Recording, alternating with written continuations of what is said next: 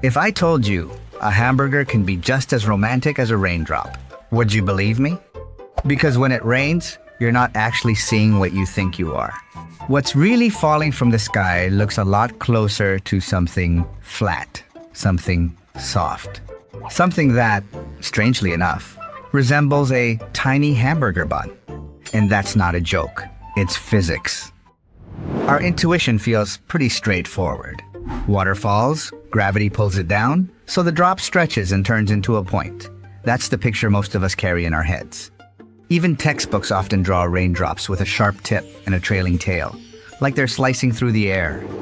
But there's one detail that quietly changes everything. Air. We usually think of air as empty space, just something we move through without noticing. But air isn't nothing, it pushes back. And the faster something moves through air, the harder that push becomes. So a falling raindrop isn't just dropping peacefully toward the ground.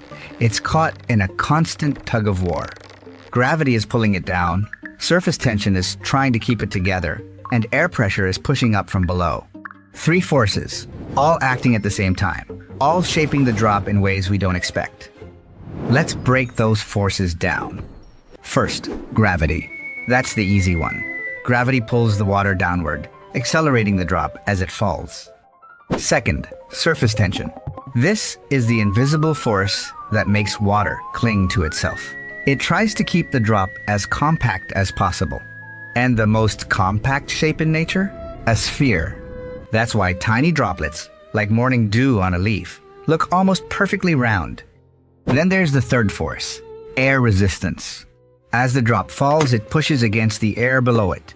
That air pushes back, creating pressure on the bottom of the drop. Now, here's where our intuition starts to drift off course. We imagine the drop stretching into a point, like an arrow. We assume the bottom should narrow so it can cut through the air more easily. It sounds logical. It feels right. But nature doesn't follow that script. Not even close. Let's follow that logic for a second. If falling faster makes a drop stretch, then bigger drops, falling faster, should become longer and pointier, right? But reality flips that idea upside down. The faster a raindrop falls, the flatter it becomes. Not longer, not sharper. If our intuition were correct, the drop would stretch.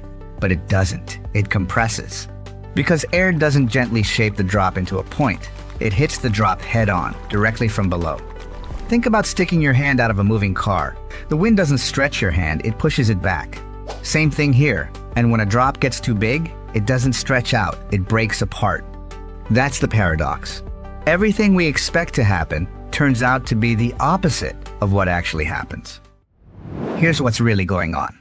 As a raindrop falls, air builds up pressure underneath it.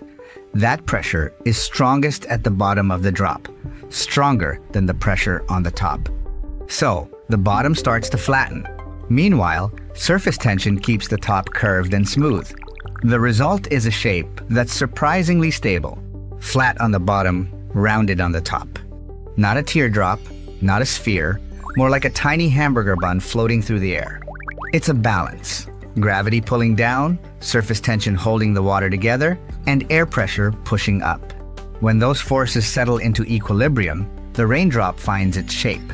Air doesn't just slow the drop down, it defines its shape. The size of the drop makes a huge difference. Start with a very small droplet. Imagine the mist from a spray bottle, or the fine droplets in fog. These tiny drops are so light that surface tension dominates. They stay almost perfectly spherical, like miniature glass beads. Now, picture a slightly larger drop, maybe the kind that forms on a window during a light drizzle. As it falls, air pressure begins to matter more. The bottom starts to flatten just a little. It looks less like a ball and more like a soft, rounded bun. Go bigger. Think of a heavy rainstorm, where drops hit the pavement with a noticeable splat. These larger drops fall faster, and the air pushes back harder. The flattening becomes obvious. Rounded on top, wide and flat on the bottom. And then there's the extreme case. A drop that grows too large. Maybe it collects extra water as it falls through a cloud, or merges with other droplets along the way. At first, it just gets wider, flatter, more unstable, and then, suddenly, It can't hold together anymore. Here's the surprising part. No raindrop in nature ever grows large enough to become that classic teardrop shape. Because long before it reaches that point, the air tears it apart. As the drop gets bigger, the pressure underneath it increases. The flattened bottom starts to wobble. Little ripples form along the edges. Then the structure becomes unstable, and the drop splits into smaller pieces, right there in midair.